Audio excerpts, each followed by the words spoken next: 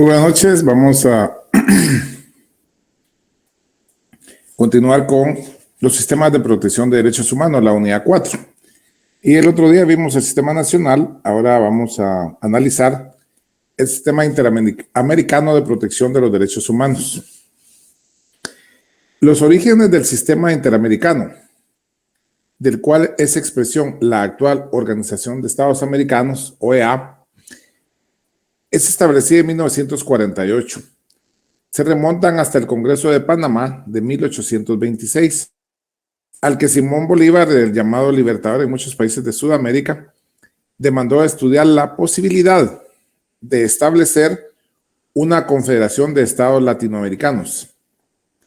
Este congreso fue el precursor de una serie de reuniones regionales para considerar la defensa recíproca y otras formas de cooperación. Dentro de los aspectos que causaban preocupación por los derechos humanos, se pusieron de manifiesto en el sistema interamericano desde sus mismos inicios. El Tratado de la Unión, la Liga, la Confederación Perpetua, en Panamá en 1826, reconoció el principio de la igualdad jurídica de los nacionales con los extranjeros. Los estados contratantes se comprometieron a cooperar en la abolición de la trata de esclavos, puesto que en aquellos años eran traídos desde África mucha gente morena, ¿verdad? Y los esclavizaban, porque era gente más fuerte para de alguna forma compensar cuando morían muchas de las poblaciones indígenas de estos países. Entonces fue así que empezaron a traer gente de África.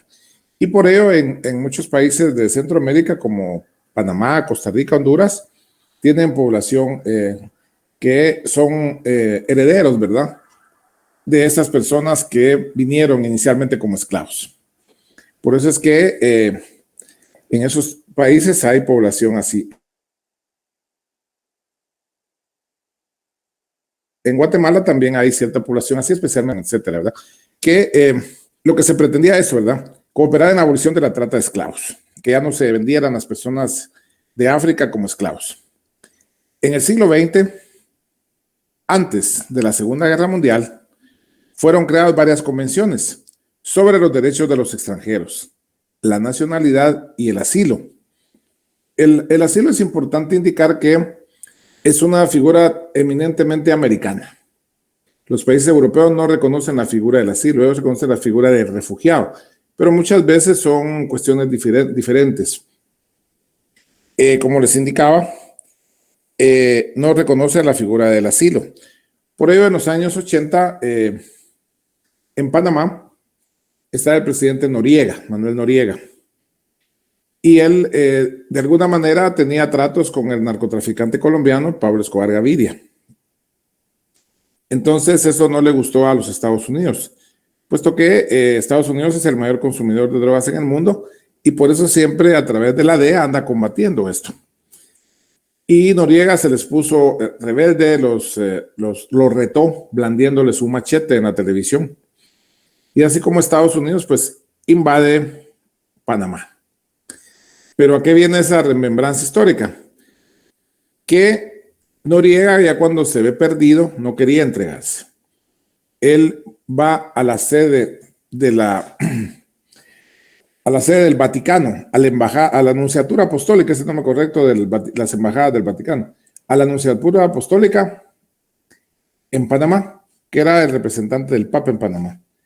Y él pidiendo asilo, entonces le dijeron que no, porque ellos no reconocían la figura del asilo. Y es así como, pues, finalmente fue capturado y llevado a Estados Unidos. Posteriormente estuvo en Francia cumpliendo una pena y ahorita regresó a Panamá a cumplir otra pena por la cual había sido condenado en dicho país. Pues les decía que en el siglo XX, antes de la Segunda Guerra Mundial, fueron creadas varias convenciones sobre derechos de los extranjeros, la nacionalidad, el asilo, la paz, los derechos de las mujeres y los niños, contra la persecución por motivos raciales o religiosos, contra la persecución de los judíos. ¿Por qué razón la persecución de los judíos? No olvidemos que en la Segunda Guerra Mundial, Hitler en Alemania, pues capturó a muchos judíos. capturó a muchos judíos y los llevaban a los campos de concentración y posteriormente los quemaron, ¿verdad? Los quemaron. Entonces, derivado de ello, pues se establecieron convenciones a efecto de proteger a estas personas, ¿verdad? Porque eran víctimas de discriminación que en ese momento fue de Alemania y posteriormente que siempre viven en guerra con los árabes, ¿verdad?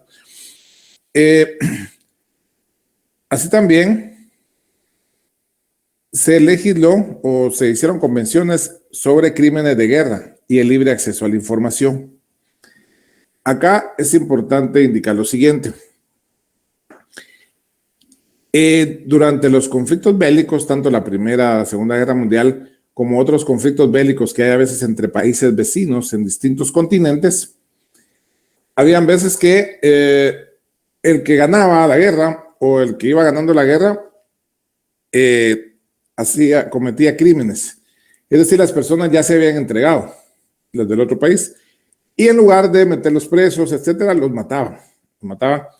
Entonces esos eran crímenes de guerra porque no fue un enfrentamiento pues, como tal, sino que ya los otros estaban desarmados y eran asesinados, ¿verdad? Entonces estos eran conocidos como crímenes de guerra y por ello se establecieron varias convenciones en ese sentido.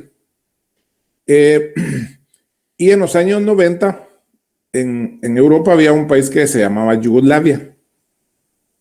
Yugoslavia que siempre durante un buen tiempo estuvo presidida por Josip Broz Tito, pero cuando él muere sube Milosevic. Y el problema con Milosevic era que él era de un origen, porque en ese momento Yugoslavia habían territorios que habían sido conquistados que eran otros países. Pero en ese momento era como fue la Unión Soviética en alguna ocasión, que iban avanzando y conforme iban ganando guerras, iban apropiándose de territorio, iban ampliando sus territorios en detrimento de otros países. Pues en Yugoslavia este señor empezó una guerra étnica. Entonces hubieron muchos crímenes de lesa humanidad y por eso él fue juzgado en la Corte Penal Internacional. Pero luego de que se da esta situación, se da la Guerra de los Balcanes, fue conocida allí en Yugoslavia. Se empieza a establecer la paz, pero también se empiezan a separar muchos países. Y es así como desaparece Yugoslavia y surgen países como Serbia, Croacia, Montenegro, entre otras. Y en cuanto al libre acceso a la información, lo que se pretende con el libre acceso a la información es que los ciudadanos estén enterados qué hacen sus gobiernos. ¿Qué hacen sus gobiernos?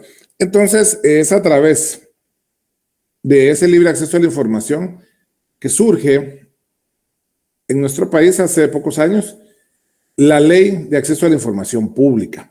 Y mediante esta ley, pues cualquier ciudadano puede requerir a cualquier entidad estatal una información sobre el quehacer de esa dependencia, de esa entidad.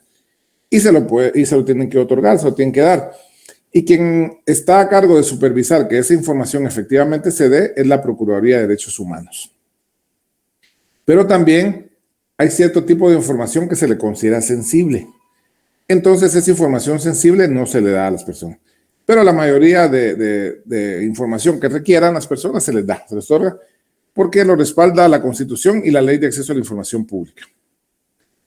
Pues continuando con la historia, estas reuniones o congresos fueron institucionalizados a raíz de la primera Conferencia Internacional Americana en Washington, de 1889 hasta 1890, la cual estableció la Unión Internacional de las Repúblicas Americanas, cuyos fines fueron básicamente comerciales.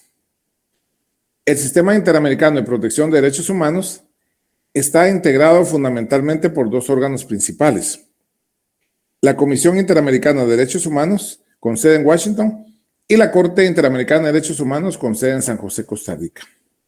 El sistema cuenta a la vez con diversos instrumentos internacionales, como parte de los cuales sobresalen los siguientes: Carta de la Organización de Estados Americanos, Declaración Americana de los Derechos y Deberes del Hombre, Convención Americana sobre Derechos Humanos y sus dos protocolos adicionales, Convención Americana para prevenir y sancionar la tortura, Convención Interamericana para prevenir, sancionar y erradicar la violencia contra la mujer, y la Convención Interamericana para la eliminación de todas las formas de discriminación contra personas discapacitadas.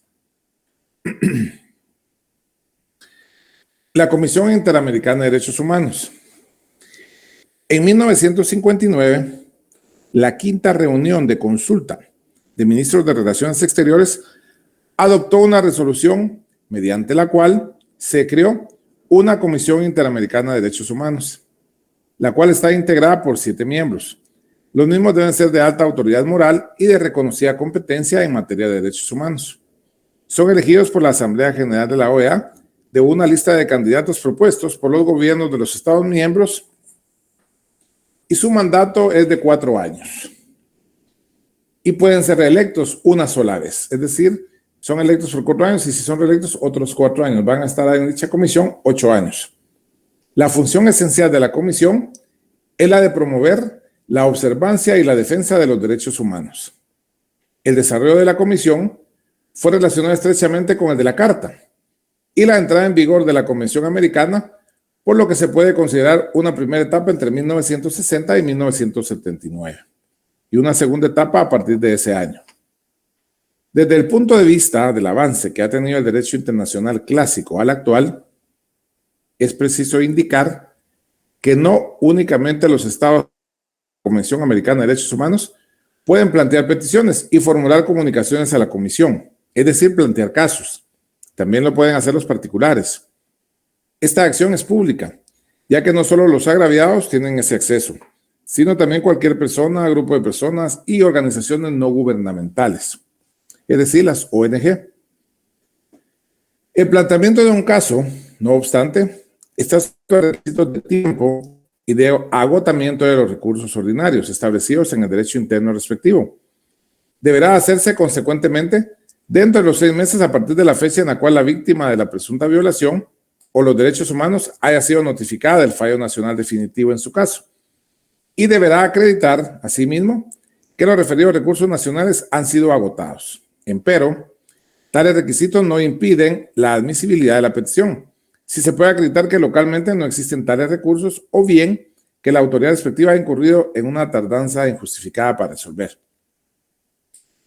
Aquí en este sentido es importante indicar lo siguiente. En nuestro país existía hace algunos años un decreto que contenía el indulto o perdón presidencial, que era el último recurso que tenían las personas para evitar que les aplicaran la pena de muerte. Es decir, se agotaba todo el entramado legal ante los órganos jurisdiccionales y se le confirmaba en todas las instancias la pena de muerte. Entonces venía esta persona y acudía a pedir clemencia ante el presidente de la República.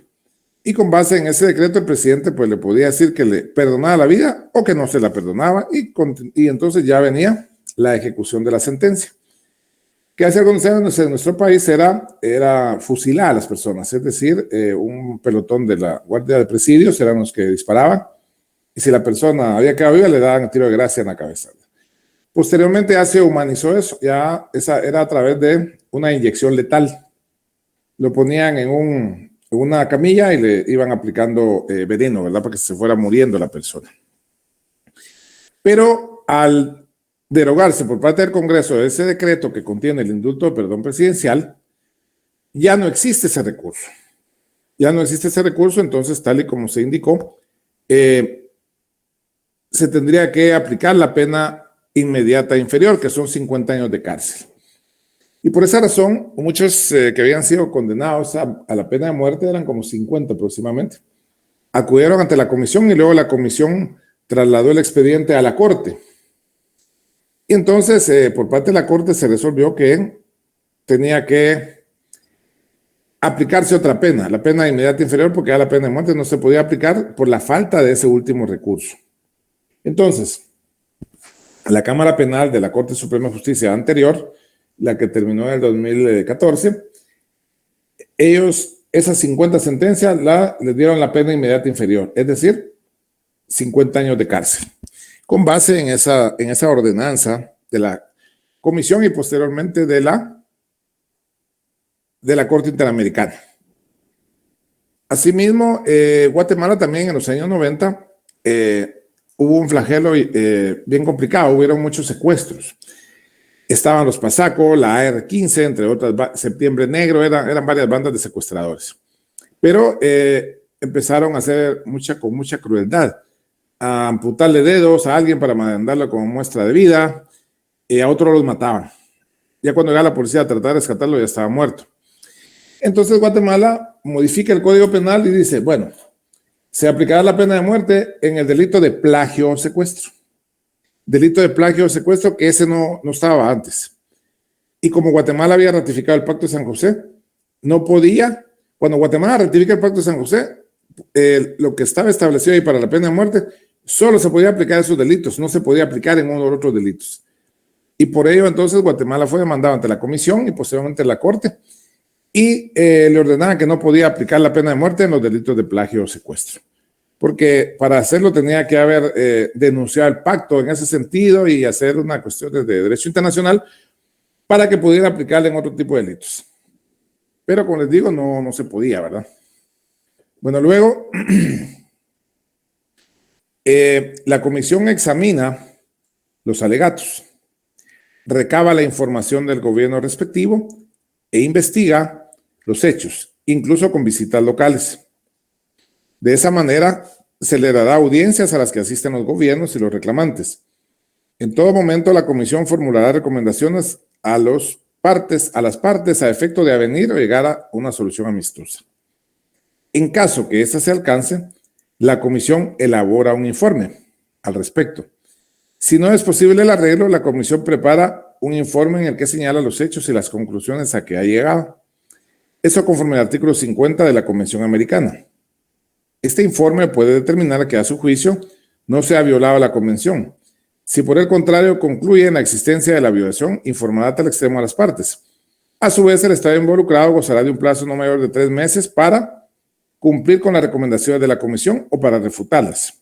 En dicho periodo, tanto la comisión como el Estado respectivo pueden remitir el caso a la Corte Interamericana de Derechos Humanos. Y la Corte Interamericana de Derechos Humanos es también conocida como Tribunal Interamericano de Derechos Humanos. Tiene su sede en San José, Costa Rica. La Corte posee jurisdicción contenciosa para conocer casos en los cuales se endilgue a algún Estado parte en la Convención de haber violado la misma. Emite también opiniones consultivas a solicitud de los Estados miembros o de la Comisión Interamericana de Derechos Humanos sobre su interpretación de la Convención o de otros instrumentos internacionales sobre derechos humanos. Tales opiniones carecen de efectos vinculantes para los estados. Sin embargo, política y moralmente lo son, dado el prestigio del órgano de donde provienen. Los estados parte en la convención se reservan la aceptación de la jurisdicción contenciosa de la Corte para acto posterior en ejercicio de su soberanía. Así, Guatemala aceptó dicha jurisdicción con fecha posterior a la vigencia en su territorio de la Convención, dado que depositó en la OEA el respectivo instrumento de ratificación el 25 de mayo de 1978. Y no fue sino hasta el 9 de marzo de 1987, es decir, casi 10 años después, que lo depositó en la OEA y aceptó la jurisdicción de la Corte en virtud del Acuerdo Gubernativo 12387 de 20 de febrero de 87. Los fallos de la Corte son inapelables y los estados están obligados a cumplirlos. Si ella encuentra que se ha cometido una violación a algún derecho garantizado por la Convención, resolverá que a la parte afectada se le garantice el ejercicio de tal derecho. Asimismo, que se ponga remedio a las consecuencias de las medidas o situación que constituye la infracción respectiva y que se le pague a la parte ofendida una compensación justa. De este modo, puede emitir sentencias declarativas y sentencias de condena. En el informe anual que la Corte presenta a la Asamblea General de la Organización de Estados Americanos, hará mención de algún estado que no hubiere cumplido con alguna sentencia. La Asamblea tomará respecto a las medidas que le autoriza la Carta, que naturalmente es una naturaleza política. Por supuesto, la opinión pública juega un papel importante, a efecto de lograr que el estado remiso ejecute la sentencia en cuestión. Las normas que regulan el funcionamiento de la Corte están contenidas en 3 instrumentos en orden jerárquico, siendo los siguientes: la Convención sobre Derechos Humanos, el Estatuto de la Corte Interamericana de Derechos Humanos y el Reglamento de la Corte Interamericana de Derechos Humanos. En ese sentido es importante indicar que Guatemala ha sido condenada varias veces por la Corte Interamericana y en la mayoría de veces se le ha ordenado una compensación económica a favor de la víctima o algún familiar de la víctima. En casos como el de la antropóloga Mirna Mack, que fue asesinada por las fuerzas de seguridad del Estado, la Corte Interamericana condenó al país a pagar una compensación económica a la hermana de ella, la activista Helen Mack. Así también Jorge Carpio también fue sancionado a Guatemala. Y así hay varios casos y siempre hay una compensación de carácter económico. Una de las últimas que se le notificó a nuestro país fue en relación a unos ex trabajadores del organismo judicial. En los años 2000, a principios más o menos, el sindicato de trabajadores del organismo judicial se fue a la huelga y la misma fue declarada ilegal por parte de un juez. Entonces fueron destituidos 500 trabajadores. Y algunos de ellos, y pues a la mayoría de ellos, haber sido declarada ilegal la huelga, no les pagaron prestaciones. Entonces agotaron la vía nacional y luego fueron a la corte, a la comisión y luego a la corte. Y en la Corte Interamericana este año le notificaron al Estado de Guatemala que tiene que pagar a cada trabajador una compensación de 80,000 quetzales por no haber respetado sus derechos humanos en esas destituciones.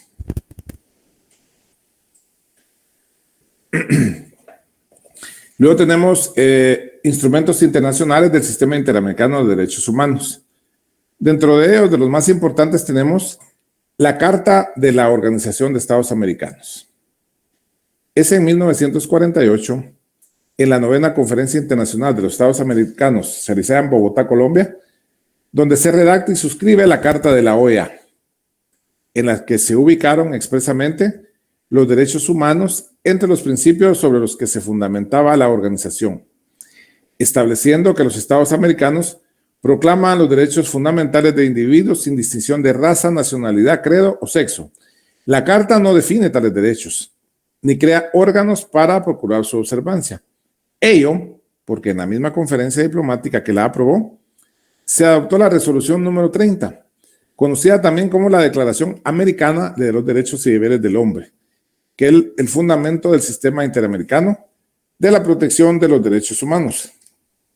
En la misma conferencia se adoptó la resolución 29, titulada Carta Interamericana de Garantías Sociales.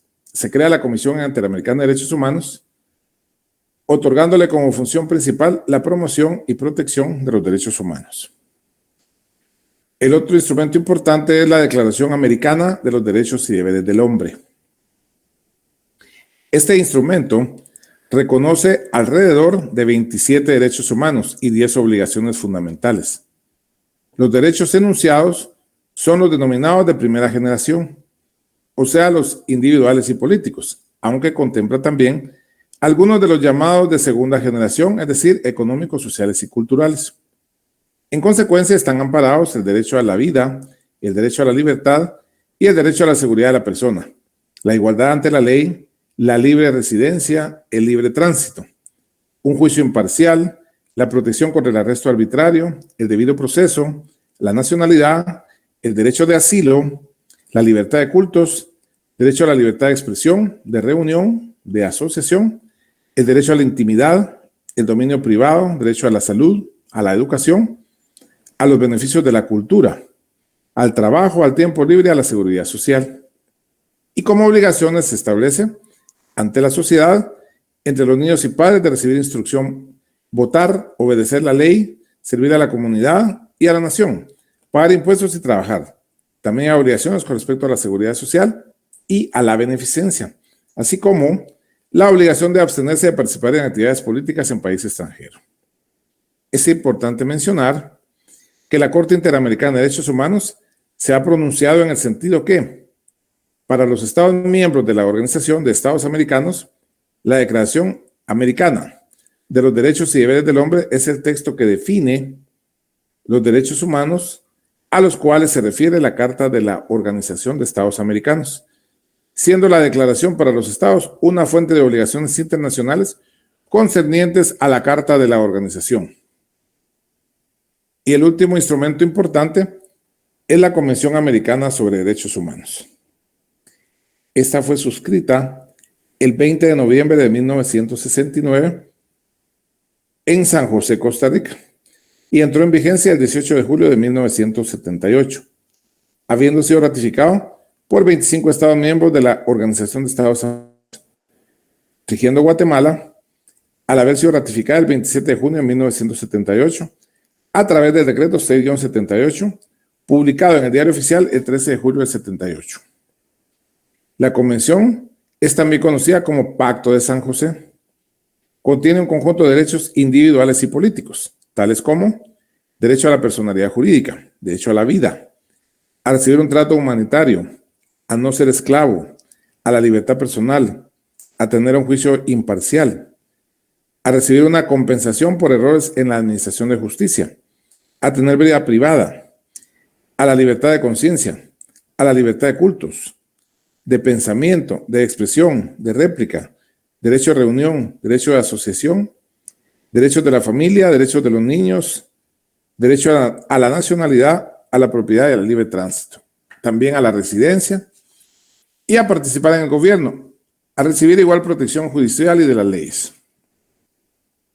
La garantía contra la discriminación está ampliamente desarrollada, al igual que el compromiso de los Estados parte a tomar medidas progresivas para la plena realización de los derechos, contenidos en los parámetros económicos, sociales y culturales establecidos en la Carta de la OEA, según la enmienda contenida en el Protocolo de Buenos Aires. La Convención tomó como modelo el Convenio Europeo de Derechos Humanos. Sin embargo, recurrió de manera considerable a la Declaración Americana de los Derechos y Deberes del Hombre y el Pacto Internacional de Derechos Civiles y Políticos de la ONU. El número de derechos que la Convención proclama es mayor que el de la Convención Europea y muchas de sus disposiciones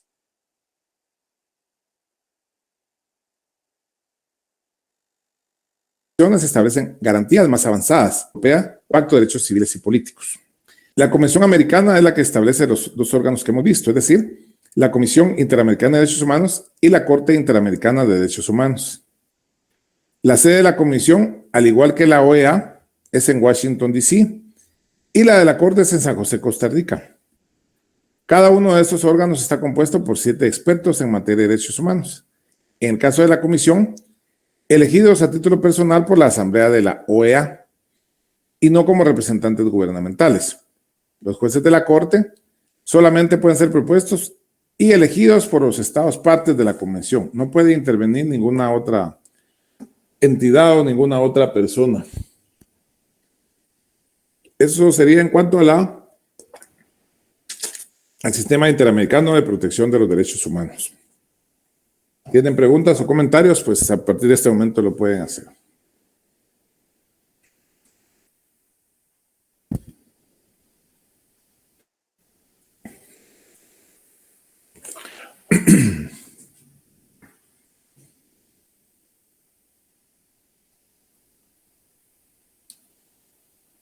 Sí, el examen extemporáneo va a ser el miércoles a las 8 de la noche, de 8 a 8:30.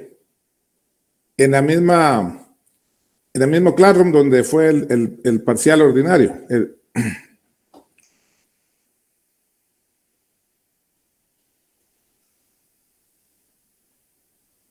También el tema de las notas se los voy a arreglar en estos días. Es que sí estaba complicado, pero sí, por lo menos antes del final los van a tener.